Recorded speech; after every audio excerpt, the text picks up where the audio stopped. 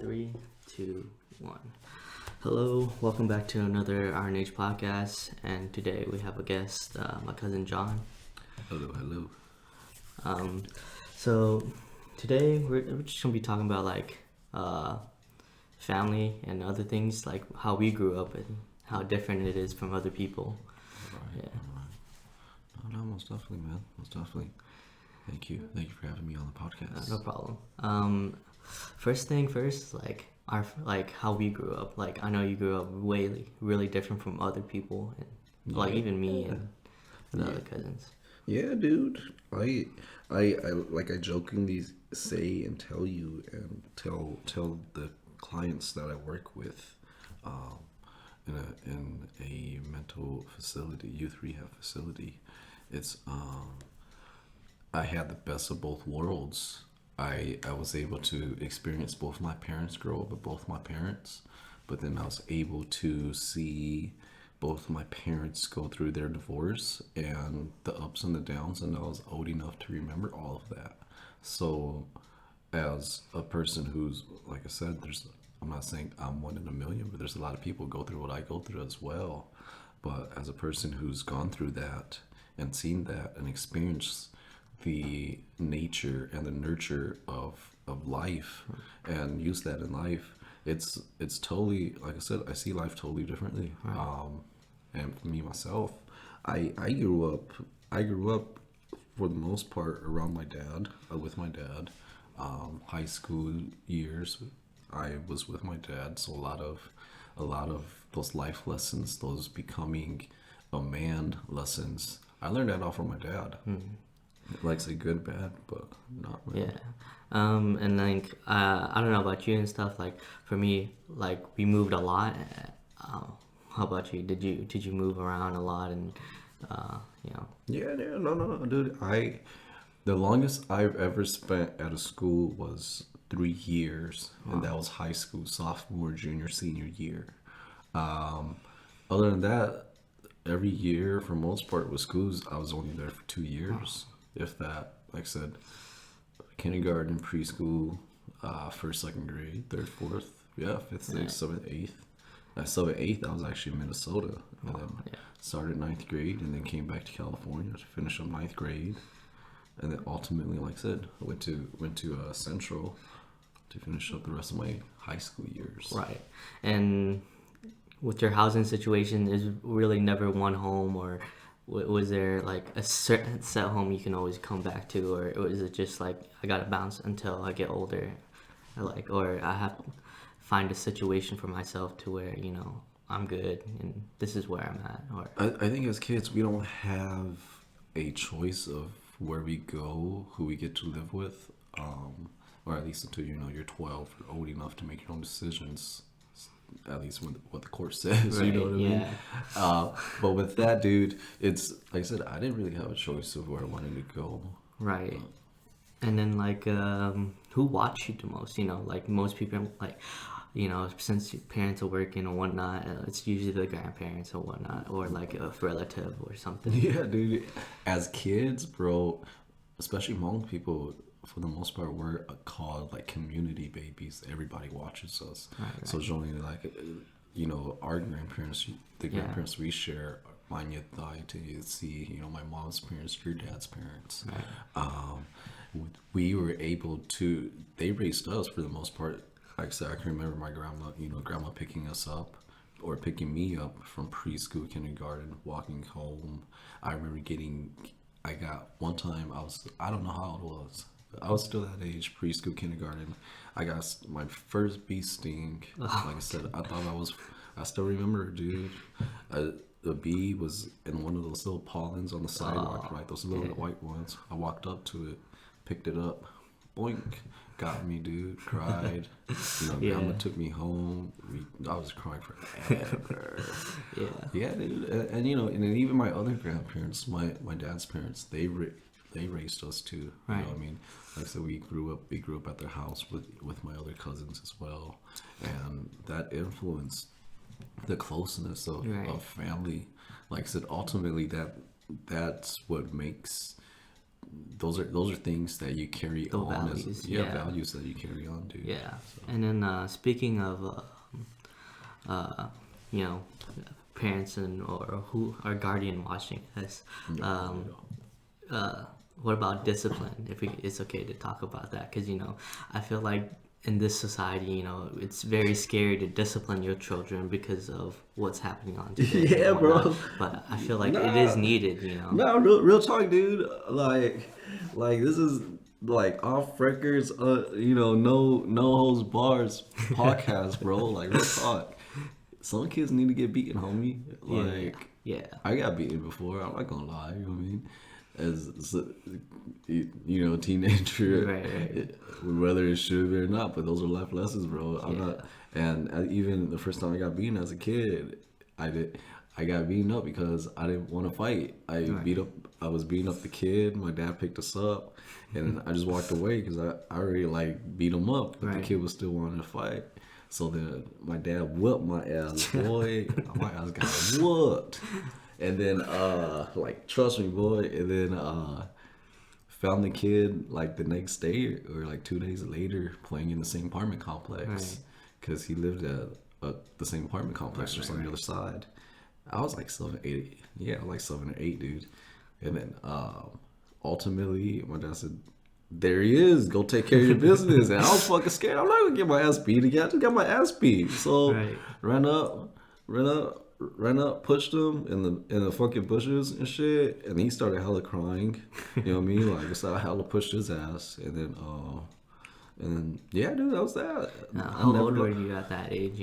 Bro, I was first, second grade. So. Oh wow! So this is when you're really, really young. Yeah, that's my first fight, like first, second grade. Right. And then I remember, bro, first, second grade, and then I can honestly say I haven't gotten beat up since. You know what I mean? Like, was that a life lesson? At least from my dad. You know what I mean? Yeah. Those are definitely life lessons. But back to what your original question, dude. I do believe that kids do need to get disciplined out, not beaten. Don't beat them. Don't beat your kids. But dude, if you need to use a little bit of physical force to instill who is the adult here, to instill who pays the bills and who feeds you and who takes care of you, and for you to be a little more humble. Right. Yeah, dude, kids definitely need that. Yeah, man. I feel like in today's day and age, or like I was like when I was growing up, I was kind of slipping away from what I grew up as. Like, okay, you gotta stay humble. You gotta stay. Your elders are right. So most of the time. And seeing that, like I was slowly seeing other children, saying I'm gonna call the cops on you if you hit me or whatnot. And I was like, that's okay. Wow. Okay. Yeah, bro. No, it's really different. True story, dude. When my parents got divorced, and then we ended up in Minnesota with my mom and her family, our family. Yeah. And then I remember I was probably 7th grade. We had an argument, dude. My cell phone did not work. My little blue Nokia cell phone did not work, bro. And then with that, I got pissed off. Me and her got in an argument, and then I called 911. It was that first house. Remember Uncle Ya's house, the one on the corner? Yeah, it was that first house. Called 911, bro. And then they came because I locked myself in the bedroom, and then you know what I mean? This is police. I looked over, saw cops roll up. Fuck! What the fuck? You know what I mean? Yeah. So then, my mom, Jonathan. When she calls you by your full name, it's different. Yeah, it's different. So she's like, Jonathan, the cops are outside. You can go talk to them. And they say, what? The cops go, what happened? And then I tell them what happened, bro. Yeah, that was that, dude. But yeah, man. Like I said, I was one of those bratty ass naughty childs, dude. And like I said, like I mentioned earlier, bro, working in a facility where I see the worst of the worst that happens to adolescents, 12 through 17-year-olds, bro. And I've seen kids who need help. I've seen kids who need attention. I see kids, you know what I mean? So I get a mixture of both. And I'm not saying anyone I'm not trying to downsize anyone's disability or whatnot, or you know what I mean, or their cases. But it's just like I said, dude. It's really Right. interesting, bro. You know what I mean? And I'm not sure it was at that time. Was your mom learning law at that time as well, or whatnot? Yeah, dude. My mom was so my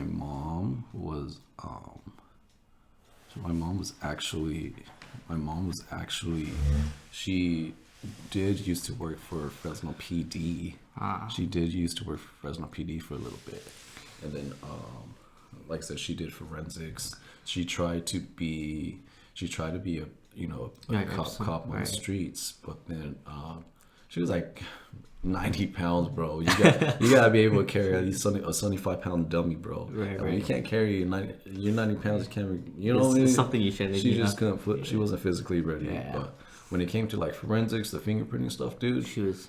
she's could not. her name is still up there at Fresno PD, bro. Wow, It's still that's up there. tough. Yeah, dude, it's still tough. up there. So it's pretty crazy, man. And then as well, like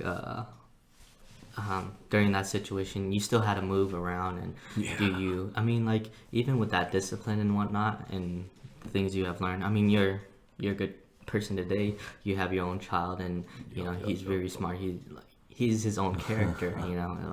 So Nah, that's which is good. yeah, man. I moved a lot, and even as an adult, bro. Like I said, getting married, me and my wife, we moved a lot. Like I said, we moved, and whenever our lease was up, so every year and a half, 2 years, like that, we moved a lot. Right. But ultimately, dude, it's things like that. They build you. They're just character builders. Right. You know what I mean? Yeah, and then making friends as well. You know, you move a lot. You know, it's hard to make friends. Always to make friends. You know, um, it's always different.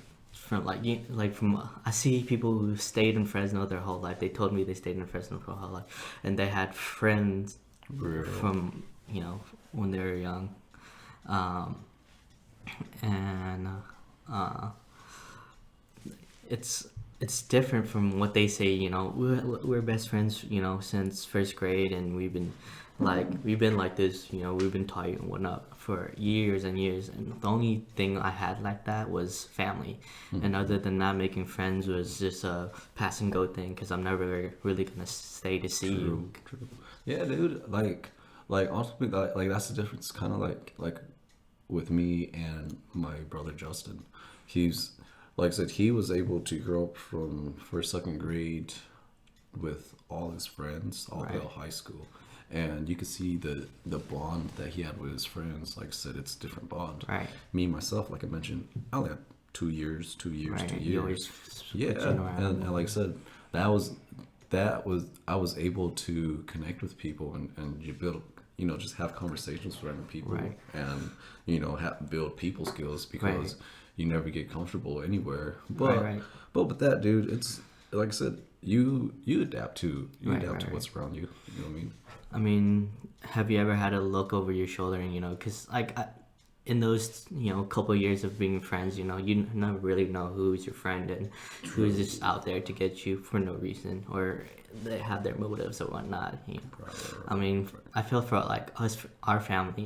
We do have looks. I mean, I'm not saying. I mean, like people do have something to be jealous of. Yeah, dude. And like it's to me, bro, as you get older, dude, it, there's nothing wrong with like having a little jealousy.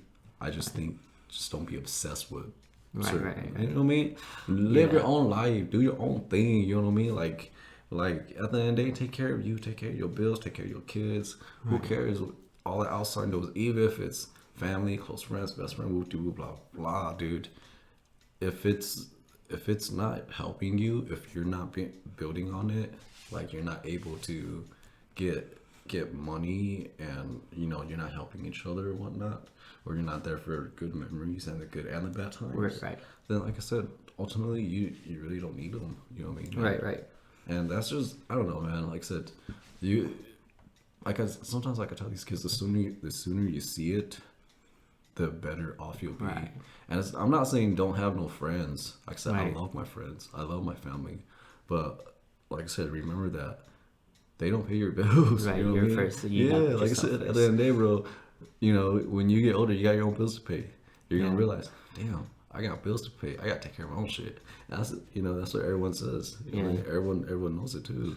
But And like our family, I mean, for me, my mom's side, I never really got to know them, or like, unlike with you guys, you kind of raised us, like, you see me kind of grow up. My mom's side, not really, maybe a few years or whatnot, but I felt like I was growing up. I don't know, my memory's kind of bad, but I've seen Justin for a long time, and I remember him and our other cousins hanging out, and you hanging out with our older cousins, Lang and whatnot, and I feel like with that builds a different bond from just like my other side, my other family. I don't really know them. Like, I do care for them if anything happens, but like, if something happens to us, it's like to my dad's side, to you guys, it hurts a little bit more. No, that's true, dude. It's those things that those, like I said, since even for my Thao side, we haven't had a close family death since my uncle passed away in 93, 94. And then when Justin passed away, 2017, 2 years ago. Right. And even on our Hugh side, bro, you know what I mean? We didn't have any significant passings, just our grandparents. Right. But they're already older, you know what I mean? Right. And like I said, during those times, and you saw this, you realize the ones that care will show up. Right. Whether it's 5 minutes, 5 days, it don't matter. The Right. ones that care, they'll show up, even if it's just a little bit. Right. But with that, like I said, the family bond, the family's always gonna be there. Right, You know what I right, mean? right, Like I right. said, when you're crying, when you're happy, when you Right. gotta kill the cow, when you gotta do these cultural shit, especially being home people, bro. Right. When you gotta do these cultural things, it's definitely, like I Yeah, said, definitely. definitely family, and even friends. Like I said, I got a lot of homies that they'll be there. You know what I Right, mean? right, they'll show Hey, up. they'll show up, dude. Can you help me cut a cow? Can you Yeah, do this right. and whatnot? Like I said, I know how to do all that stuff. Right. You bring me to the farm, I'll do that stuff on the farm. Right. You know what I Right. mean? And then it's, I don't know, for me, like, friends and whatnot, like, if I have, like, I have some very close friends, and for me, that's like, okay, if you're really close to me, I'm gonna treat you like family. And like, even with things you have to do and whatnot, like, if I'm busy, I'm have to put whatever is busy and help you, because I feel like times of need, the thing that's gonna hold things together is family. It's that love, it's that bond. Yeah, no. And like I said, you and I know more on both sides, but Right. we know how close our Hugh family is. Right. They're Like I really, said, very too close sometimes. No, I mean in the most Right. positive light, you know what I mean? But like I said, that's just yeah. if one thing, like I tell everybody, if one thing that we could learn from them is how tight family Right. is. Because I mean, given that, like I said, as successful as their three sisters are, they're all doctors. Right. They're able To bring everyone else they're up. able to bring everyone else know. up. You know what I mean? And that's a good mentality. Yeah, dude. Like, to grow up and see that, okay, no matter what, I still got to bring my family up. It's hard because you always have that burden of, God, I have to quickly do this so I can bring my family up. Yeah. But sometimes you got to take your time as well. No, that's all it is. And at the end, they do. Then I will repeat it. Sometimes, like I said, the things I say is like what I tell my kids, though, is the truth, dude. There's no timelines in life. You know what I mean? Obviously, like I said, you don't need to be 18 and do this. You don't need to be 25 and be done with this. Right. There's really no timelines in life. But ideally, you want to get this shit done as soon as Right. possible. You know what I mean? Right, yeah. Because especially living here in America, USA, bro, you gotta get it. So it's all about the money at the end of the day. That's the American dream. Yeah, Get dude. cash. Yeah, dude. And it's like I said, you can't survive. You need money to survive. You need money to eat. You know what I mean? Yeah, and like, the thing is, like, when I don't know, growing up, you lived with animals and stuff. And how is that different? Have you, because I I had some friends and whatnot, and I met people who have not like ever experienced animals like we have, or even you, or like, because I really only experience like chickens and dogs, and that's about it. Maybe picking peppers on a farm, that's about it. I never really experienced cows or whatnot, or stuff like that. Right, right. No, dude, living growing up on a farm, more after my parents divorced, prior to when they were together, I was about fourth grade when I pretty much was living on a farm, quote unquote. But like I said, when we moved back to California when I was in ninth grade, I was, like I said, I was living with my dad. Me and Justin were living with my dad, just us three. And so, like I said, my dad loved his animals. Like I said, we had no choice whether we liked it or not. You know what I mean? Like I said, I'm a city kid at heart, but I love the country. You know what I mean? Yeah. Like, it's weird. I like that fresh air. Yeah, I like the fresh air, man. I like being out there. I don't like being hella close to my neighbors, but. I like being in the city. You know what I mean? I like the nice nightlife. I don't like the long travels to get to somewhere. Yeah, dude. Yeah. And like I said, but with that, dude, the animals we had, bro, cows, chickens, ducks, cats, everything. Goats, horses, podonkeys, you know what I mean? Yeah. Just crazy shit, dude. But like I said, with that, dude, there was those cold nights, there was those dark days that we didn't have much in the fridge when it came to having money, you know what I mean? And living on the farm.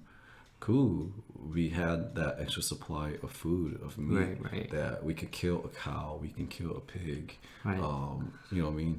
If we need to eat, we know how to slaughter it, gut it up, cut it up. And I feel like that changes someone, as in like for good, like as in like you know how to survive, you don't have to wait for McDonald's or whatnot.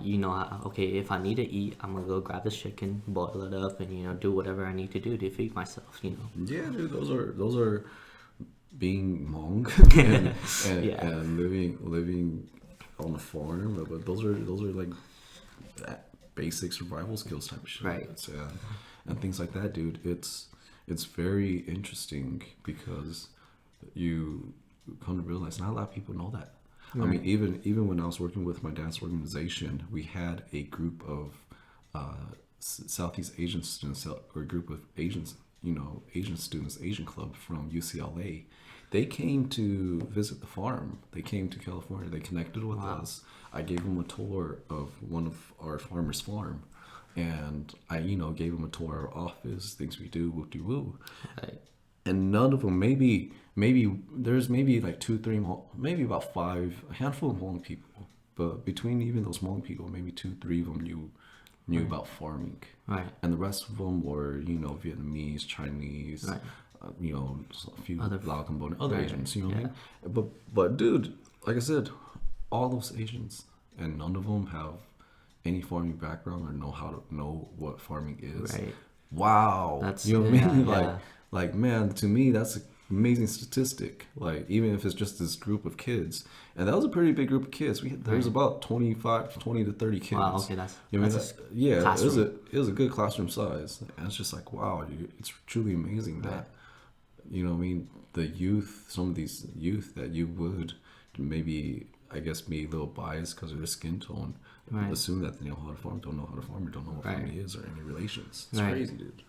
But I feel like farming is a necessity to learn, because it shows you like how much you know of the earth, and like if I had to grow food, I can do it this way and whatnot, and I can keep things alive. It shows that you are responsible, because you do have to feed animals to keep them alive. You do gotta change and give them water to keep them alive. And ultimately, when you get older, you have to see things as an investment, have monetary value. You know what I mean? If I can't, and I don't know, I mean, you want to be able to have the luxury, but growing up how I grew up, you see things at a different angle. You, like I said, everything has to have a monetary value to it, a money value to it. Right. Meaning, shit, if I gotta flip it, if I gotta sell it, I could do it real quick.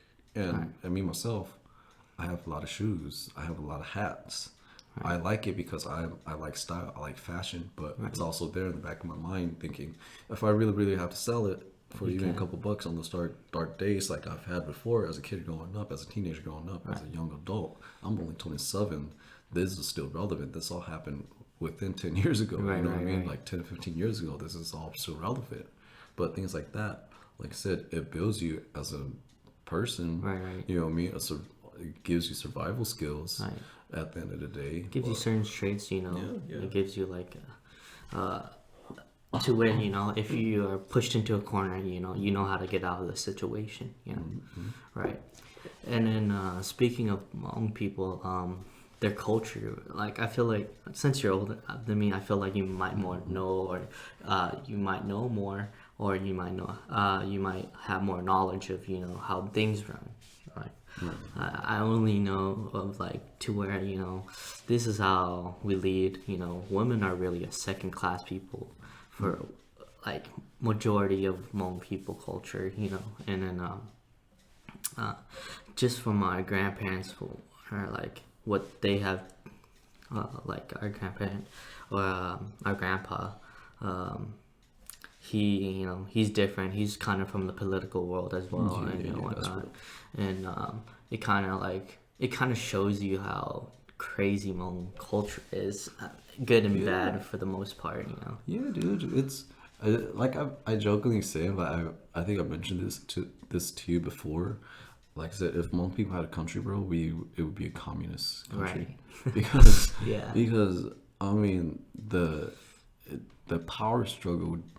I've worked in the Hmong community under my dad's organization for 10 plus years. I grew up in the Hmong community.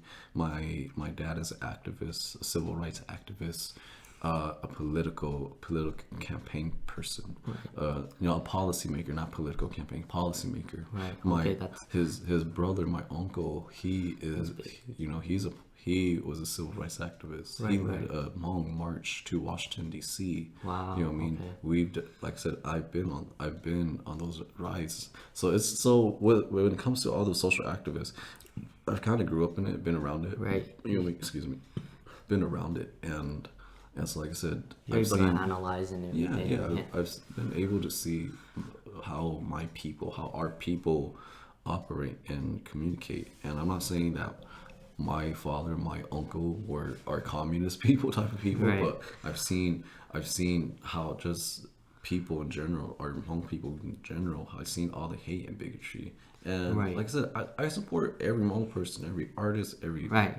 There's love. Yeah, like I said, because it's just, you know what, man, like I said, you gotta support your own kind. Like I said, I'm a first generation Hmong person in America. I'm a Hmong American. Like I said, my parents were born overseas. Your parents were born overseas. We were born here. We were born in the States. And we grew up listening to this American culture. That even though our parents, they might grew up during this American culture, we grew up in it. Like I said, that's all better. That's all we know. Our parents, like I said, my parents went through the war. They went through the sea, oceans, all that. Through France, things like that. You know what I mean? Through across the rivers, all that stuff. Yeah. And we didn't experience life like they did, so we don't see life like they do, but we see life in our perspective. And like I said, it's I feel like the mentality is still like survival mode, and ours is more of like, I mean, not saying we're not in survival mode, and more ours is more like, okay, we have a future here. No matter what, we still have a future here. So let's do something to enjoy the future.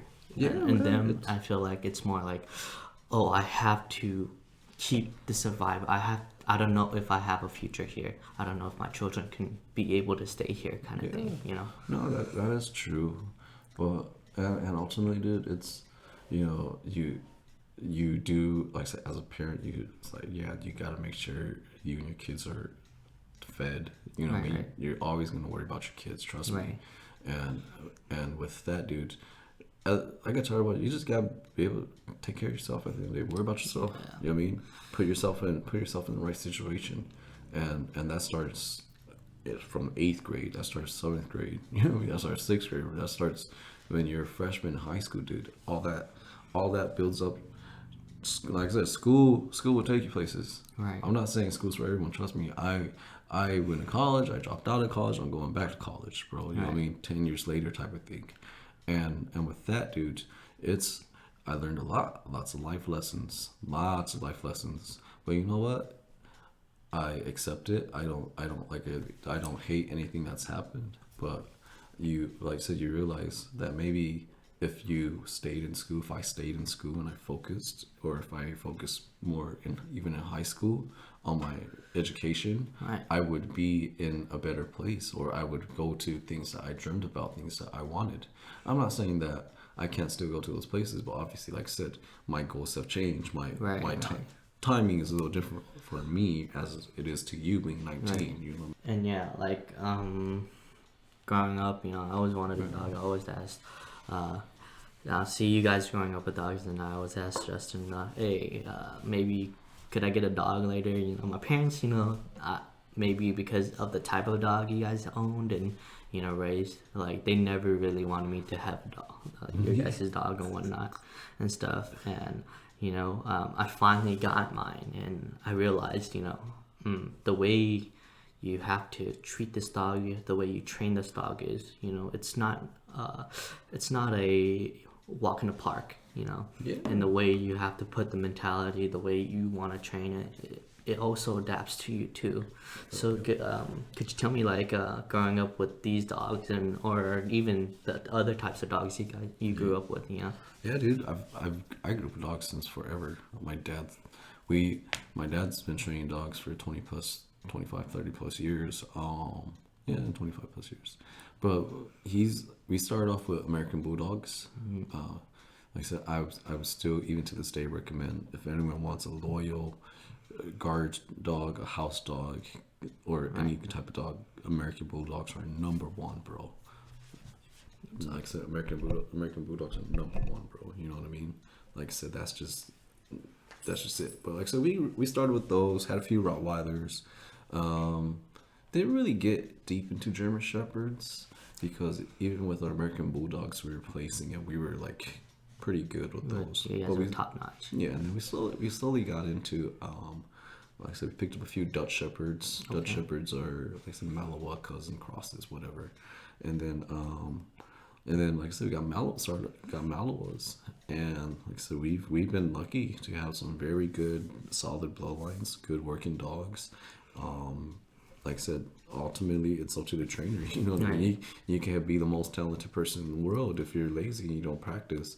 It doesn't mean anything. You know what I mean? Right. And with that, you could, like I said, you could have the best dog in the world. If your trainer sucks, if your handler sucks, it means nothing. And we, like I said, me, my dad, my brother, we've been able to train dogs to get them out to the police force. We've been able to get them, to sell them to the military Purpose to protect. Like and even with training like that, you can't be so bitch, like what people would call it. You have to be tough in order.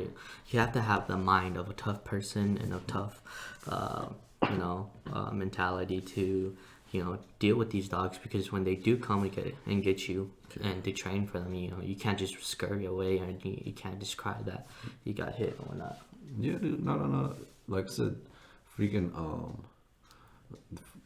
man, it's scary. It's scary to be behind to get bitten, bro. Like I said, I don't know if you've been bitten. I've been bitten many times. In a sleeve, you know what I mean? Right. To get in the suit. Like I said, it's a different rush, man. Yeah. Like I said, having horses, it's a different rush. Having like I said, having animals, having these dogs, it's a different rush. And like I said, growing how we did everything pretty extreme, pretty to the edge. Like I said, that's just because it's just us three for the most part. Right. You know what I mean? And like I said, my older brother, he did live with us. Vince, when he moved in with us, he did live with us for a little bit. But like I said, he was a lot older, so he did his own thing too. Right. But like I said, it was fun, man. Like I said, a lot of things we did, there was a rush. It was fun. Right. And I've seen videos of your dogs and stuff, and they're always top notch. They're always like, okay, this dog can be like the top of the line dog. Yeah, You know?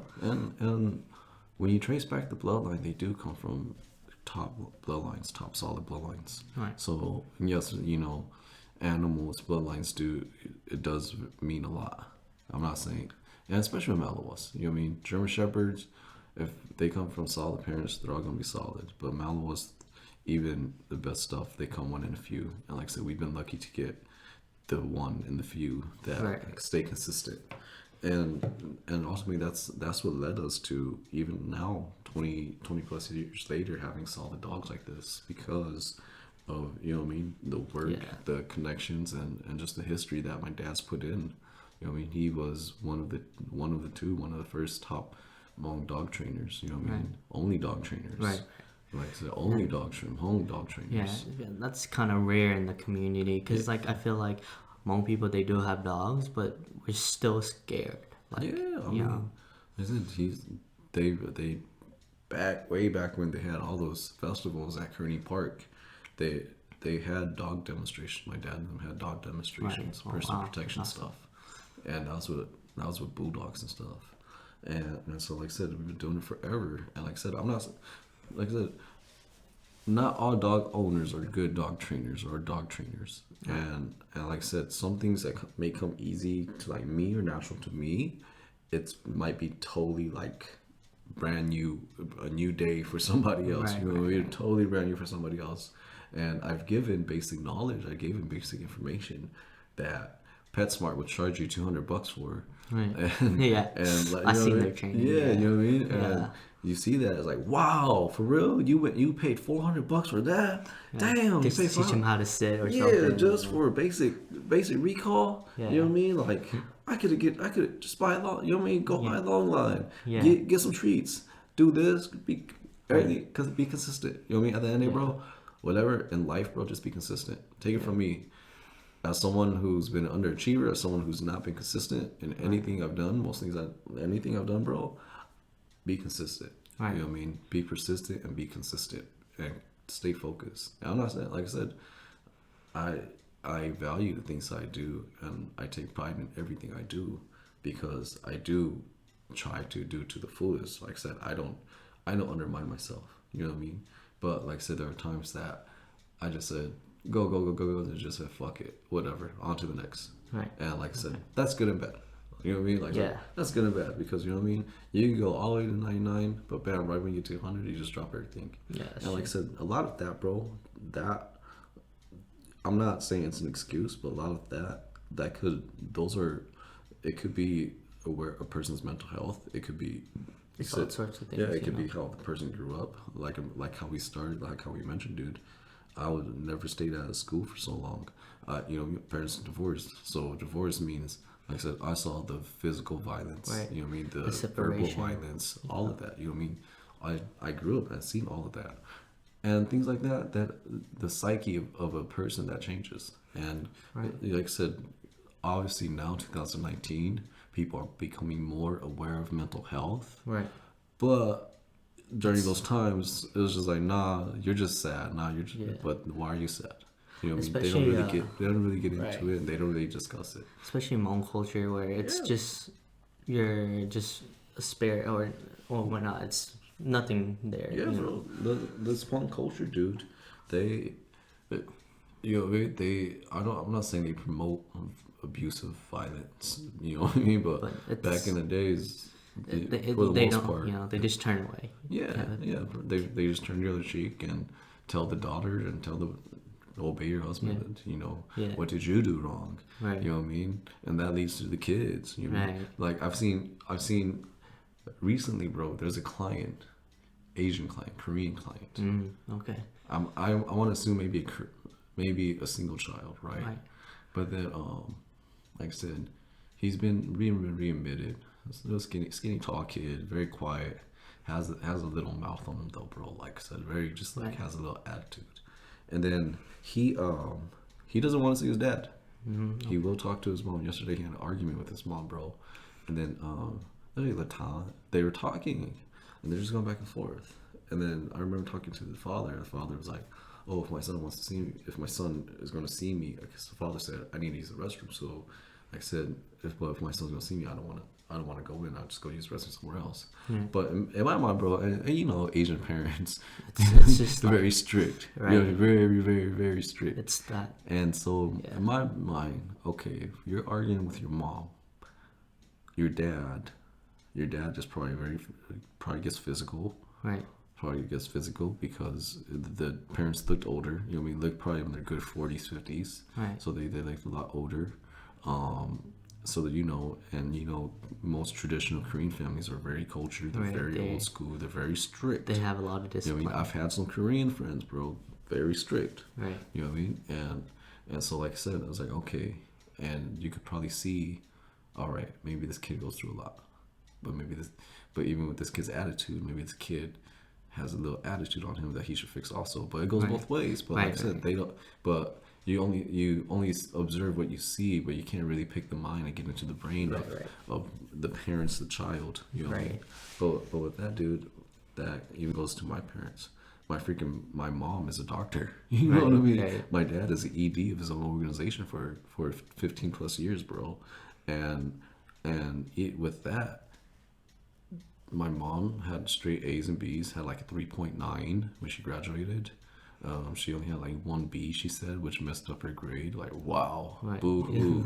You know what I mean? I was Yeah. lucky to graduate. But you know what I mean? But hey, like I said, different values. Right. They grew up differently. Right. You know what I mean?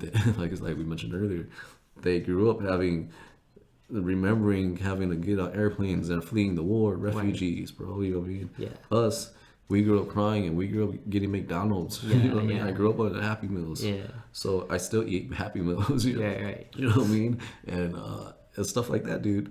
And like even my dad, growing up, what the hell? You got a C, you got a D, you got a B. I get A's in my sleep. I get B's without studying. Yeah, things like that. Yeah. Things like that. Okay, cool. It's lectures, but if you want to get into the psyche of it, it's a form of abuse, Right. and you don't see it as abuse because you just want what's best for your kids. There's nothing wrong with that because Right. I would say the same thing. What the fuck? You know what I mean? Yeah. You can do better than that. Back, me. Right. But like I But said, that mind is not there. You know? if you really want to break it down, and I'm just saying very extreme cases. I'm not saying everybody, like I right. said, but the very extreme cases, like my workplace type of thing. It's like I said, things could be very, very abusive. Right. Verbal abuse is It's toxic. It's very toxic, man. It messes you up more than physical abuse. Right. You know what I mean? Physical, it'll recover, but you'll learn how to move faster. Right. Verbal abuse, It's- you can't get away with it. Right. You can lock your door, whatever. They'll still scream through the door. You know what I mean? Things like that. And like I said, that changes you, bro. Like I said, for me, bro, living with my dad, like throughout those high school years, even to 18, 19, whatnot, it was 5 o'clock, Right. wake up. 6 o'clock, wake up. So that's why I wake up early, bro. Yeah. Even when I don't want to wake up. My son wakes up early, or my son moves. You know what I mean? I hear him move in his room. You just Bam! I just wake up. Shit. You know what I mean? Son's moving. Yeah. And like I said, you said, damn, why the fuck you wake up? Oh shit! Now I know why. Fuck. So many years ago, I used to always wake up hell early. Right. Because grow up on the farm, feed the animals, Yeah, get do your all brother the- ready, gotta get do all things your ready. chores, Or just get ready, get the day started. Like, Right. and I mean, there's nothing wrong with that. Like I Right, said, right, yeah. those are great values, especially as an adult, as a man. Yeah, like early bird and gets the worm. Yeah, the biggest worm too. Yeah. You know what I mean? You get the biggest worm, and like I said, there's nothing wrong with getting your day started early and getting your day started done early. You know what I mean? Right. Wake up at 6, get done at 12, get the rest of your day to yourself. Right. And that's if you are your own boss type of thing. Right. But no, man, there's lots of things to do, man. As we get older, dude, there's lots of businesses, small businesses, lots of entrepreneurship ideas that we can all have. You know what I mean? Yeah. So, as well, like growing up like that, it's different. You know, that mentality, that mind. You kind of have a better perspective on. Okay. It's kind of like that thing where like, okay, I know, I don't want this punishment for myself, so I'm not gonna do it for my kid, you know, like, or that severe, you know. Right. And then, go ahead. Oh, no, go ahead. Like, growing up like this, you know, I'm not saying you're old or whatnot, but like seeing, I'm 10 years older than you. You're a little older. but seeing technology change to where, you know, we used to, you know, play tag or used to go outside at least, you know, and now everyone is stuck on their tablet. You see kids stuck on the tablet, you know, their head is just like in the motion of, I gotta have that game or I gotta play this game, you know. As to us, you know, we played tag outside, we did stuff outside, we had playgrounds and whatnot, we did things outside. Yeah. No, and I did both. Don't get me wrong. Like I said, I had game systems, and I always fucking played it. I had my Nintendo, Right. I had my Super Nintendo, I had my Lion King game, my Killer Instinct game. Not saying that's bad. Yeah, It's good. I was always playing, but like I said, but with my cousins, because I grew up hella close with my cousins. We did everything together. You know, we went New Year's together. We like I said, we played tag. We went family functions all the time, and we always had functions. And like I said, both sides of my family, you know what I mean? So we all grew up together. I grew up with both sides of my family, and we were always close, playing doing things, from kids, teenagers, adolescents, etc., even young adults, you know what I mean? But like I said, we still being able to do that and seeing that now, trying to instill that with my kid. And bro, I got to write a paper about this, real talk. You know what I mean? Just like about family values. Right. Because, definitely, yeah. Because it's you want your kids to go outside and be able to breathe outside. Right. You know what I mean? And yes, you want your kid. If the kid, obviously, if it's nighttime and it's still family time. Go ahead, play a game. Yeah. Go to the room, but go to the room. You know what I mean? Go play hide and seek in the room. We used to play hide and seek in the room or murder in the dark. That's what it's called. You know, we would stay in the dark and it's kind of like freeze tag in the dark. Or we just move around in the dark and the person be blindfolded and things like that, dude. Those are things you did. That was fun. Right. And anyway, sometimes one kid would get hit, one kid would get pushed over. Definitely. Emily, you know what I mean? and oh shit. Damn, why is she crying? Okay, get out of here.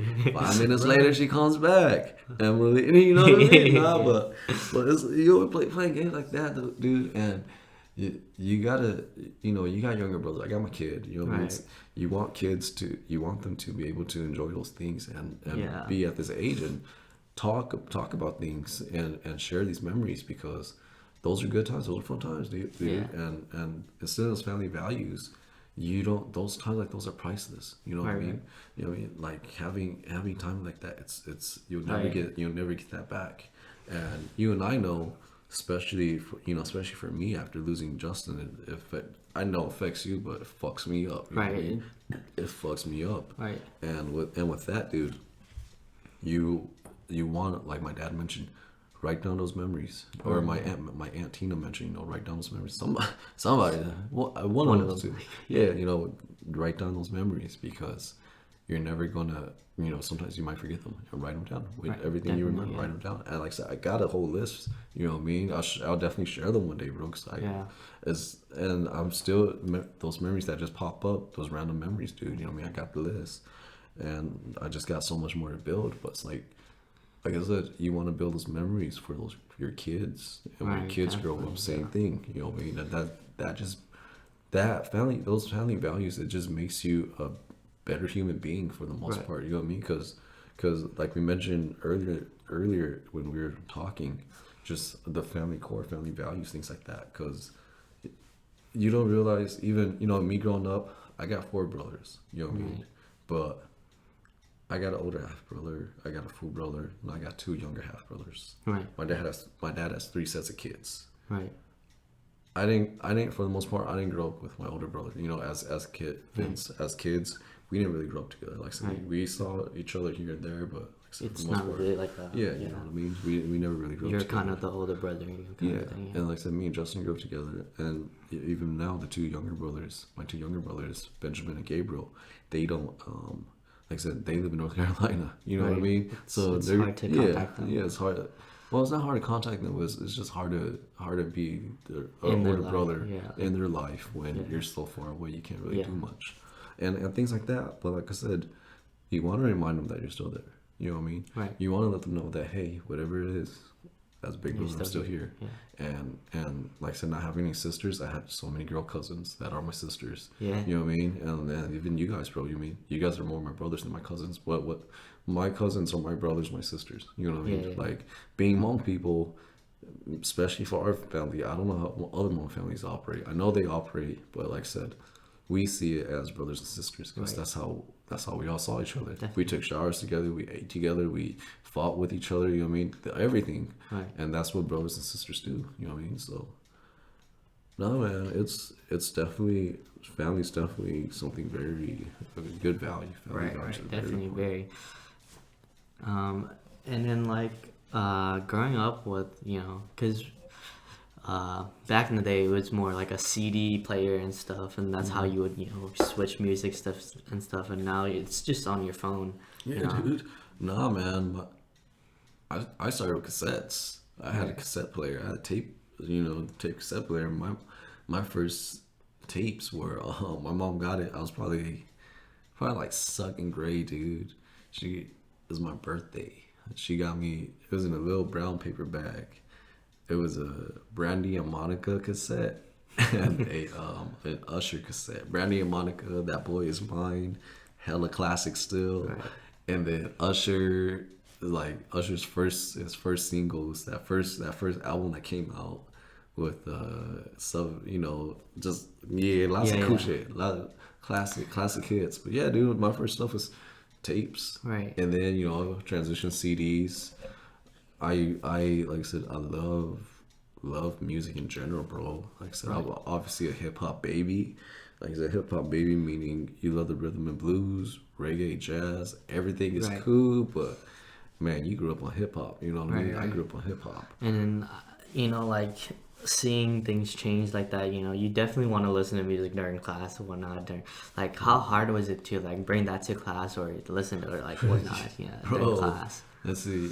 I was really, middle school. I think like middle school.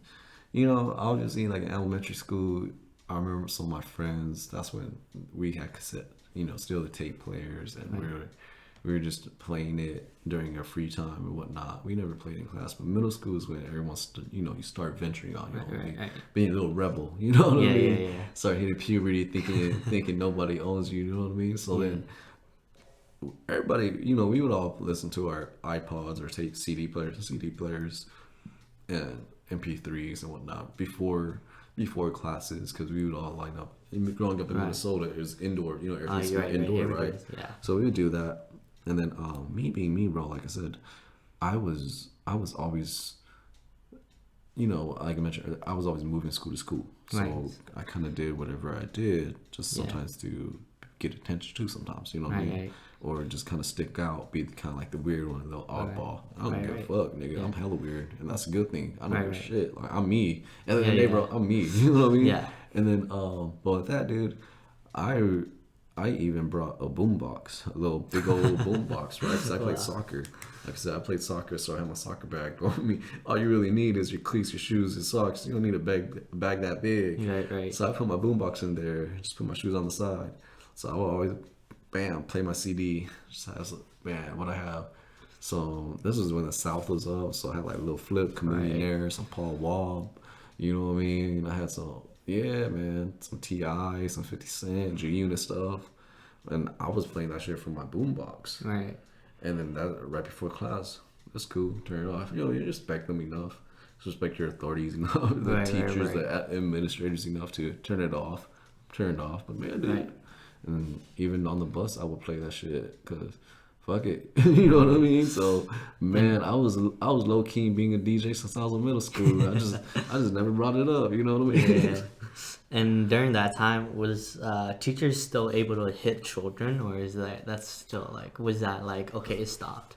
No, not really. I never got it. I mean, I remember my older cousin got in physical altercation. He's older than me. He got in a physical altercation in high school with his teacher, where his teacher pushed him. Right. But then, yeah, dude, I've never gotten anything physical with my teachers. Okay. I know one of your basketball teachers, like I've seen Mr. Hart. Oh. Yeah. And that definitely kind of made me want to do basketball and stuff like that. Yeah. Just see. Yeah. Nah, dude. Yeah, I had Mr. Hart in elementary. I was fifth grade. So he was my first teacher. Yeah, he was my first teacher when I first moved to Tar Beach, Clovis. And yeah, Mr. Hart. Mr. Hart was cool. He was a basketball teacher. Super nice guy. Like super like that fatherly figure. Like Right. you know what I mean. Like he was just over at school. Definitely gave that like fatherly figure compared to some of the other teachers. You know what I mean? Yeah. So he was hella chill. Always like just very calming. Mr. Hart was tight. Right. And then yeah, dude, he was like I said. I tried out for basketball, and then I didn't really. I was on the B team. I wasn't really all that good. I was good enough to play, make the team. Right. You know what I mean? But I don't know, dude. And like I said, I probably would have done more sports should I, like I said, stayed at one school Right. district for so many Because years. that definitely brings your reputation and people look at you more. You know? Yeah, and then you're familiar. With You have your friends. team. Yeah, you have friends that you're more comfortable with as to being Right. an outcast. I mean, I've always been an outcast. Even I remember a long time ago, I went to Michael Jordan had a basketball camp at Clovis East. I was probably about fourth grade. I didn't know anybody there. You know what I mean? Right. Everybody had their own friends. Everybody had their own groups. Their own cliques and their own stuff, cliques. Like I said, I didn't know nobody there for the like first that whole week. I only went to like 2-3 days. Our cousin Shokul went the other days. You know what I mean? Yeah. We just kind of just went off to the side, and like I said, that's as a kid, fuck, that sucks. You know what I mean? Yeah. Even me myself, Ben, I don't want my son to be going through that. 'Cause Yeah. that would suck, dude. You know what I mean? Like that Yeah. would suck.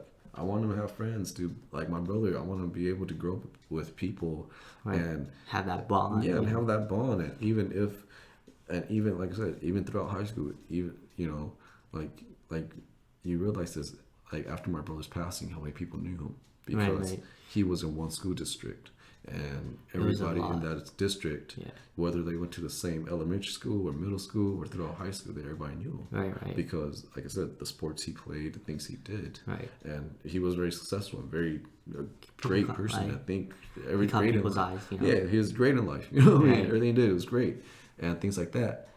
You want that for your kid. Right. You know what I mean? Me myself, like I said, I didn't have that backing, and even like that goes out. You know, like I said, to the very last sport that I tried out in high school was my senior year in soccer, where like I said, I fucking I did good the first 2 days. I tried out for defense, did good the first 2 days, and then third day, fucking I didn't eat my bananas and I cramped up both legs, went jello, fucking cramped. My muscles were fucking dancing. My calves were dancing, bro. It was bad, and I couldn't make that last run, and like I said, ultimately missed opportunities. You know what I mean? Right. Those are missed opportunities. And me myself, you could still kick yourself to this day. I still kick myself to this day about missed opportunities. But you know what? Let those be lessons, and even if they're not lessons for you, let those be lessons that you can carry and share to your sons, to Right. your peers, to the younger generation. You know Right, what I mean? right. To you. You know what I mean? Things Yeah, like definitely. that. Like I said, and even to yourself, moving on in the future. You know what I mean? If something comes up like that, try to catch it again. Right. You know what I mean? I don't know. Yeah. Thank you, John, for coming on this podcast. You know, I definitely had a good long talk, an hour-long podcast. Nah, man. You are more than welcome to invite me. We could shoot the podcast, bro, whenever you want to start doing film work and we go Yeah, live, bro, definitely, and start putting this on YouTube and other outlets, bro. We could